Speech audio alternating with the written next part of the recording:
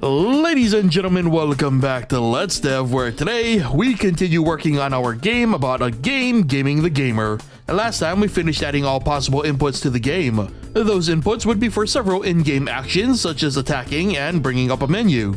It wasn't exactly the most exciting of episodes, but it was a necessary step in finalizing the remaining basics for our base game. And it allows us to move on to more interesting aspects such as today's plan. We'll be adding the first couple enemy types to our game. Interactivity between said enemies and the player will also be established. And though that doesn't sound too out of the ordinary for us here on Let's Dev, what makes this time around so unique is we'll have to balance their behaviors in a way that considers the input queue handicap. Now that sounds like a plan, so let's get to the coding. First up, we would need an enemy, so I doodled up a slime. A slime with really big eyes. Eyes that stare into the very depths of your soul.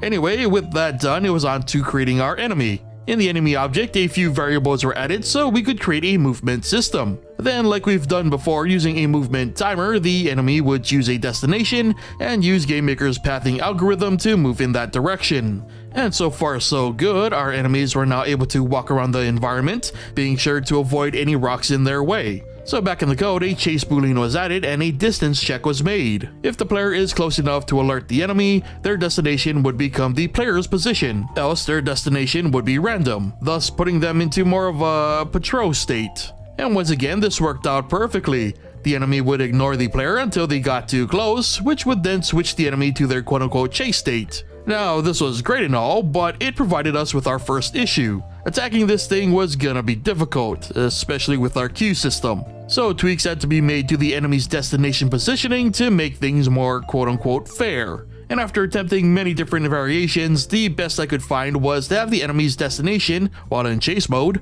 always be in front of the player. In other words, the enemy would always position itself within swinging range. I'm sure this seems like a weird decision, but we're not going for frustrating experience here. And there's far more chaos left to be added, so this felt like a fair compromise. So anyway, back in the code, I wanted to add a knockback to enemies hit by the player. Knockback variables were added and applied to the enemy's existing code, meaning enemies could be knocked back even when actively pathing towards their destination. And finally, our typical hurt system was also added. This worked, however, the results made me realize I forgot to add tile collisions to the enemy. So one tile collision functioned later, and the player was now able to smack enemies into walls with a single strike. I noticed some odd knockback angles depending on the direction the enemy was hit from, so to keep things simple, I had knockback angles determined based off the swipe box's current angle at collision. The results worked out well enough, so we could finally move on to something even more dangerous. Another sprite would be needed. This time it's a ghost, skull,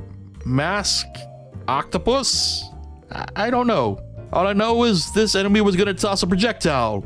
In this case, a fireball, lava ball, orangish ball of impending doom. Said ball would be comprised of our typical projectile code. Then in the enemy code, a switch was created to give our enemies different behaviors. In this case, when the player is near, instead of chasing them, the enemy will shoot a fireball in their direction. And again, much like our first enemy, this one went through a ton of tweaking to make things fair. The end result may not seem too threatening, but when factoring in the input queue, it seemed like a good compromise. In fact, to make things even more leveled, back in the Swingbox code, I added the ability to reflect projectiles. And said reflected projectiles would then hurt enemies on collision. The results were far more fair and advantageous for the player, even under the duress of the chaotic nature of the input queue. But honestly, even with all the accommodations and compromises made, with a fast enough queue, it still made fending off just 2 enemies at a time almost impossible. I'm curious to see how the rest of the interactables I had planned to end up turning out, though it's becoming very apparent why this type of game doesn't already exist. But with that realization comes the end of today's episode of Let's Dev. So leave a like if you enjoyed the episode, subscribe and turn on notifications if you haven't already, and leave your thoughts on our progress in the comments. Thank you so much for watching, and I'll see you guys next time.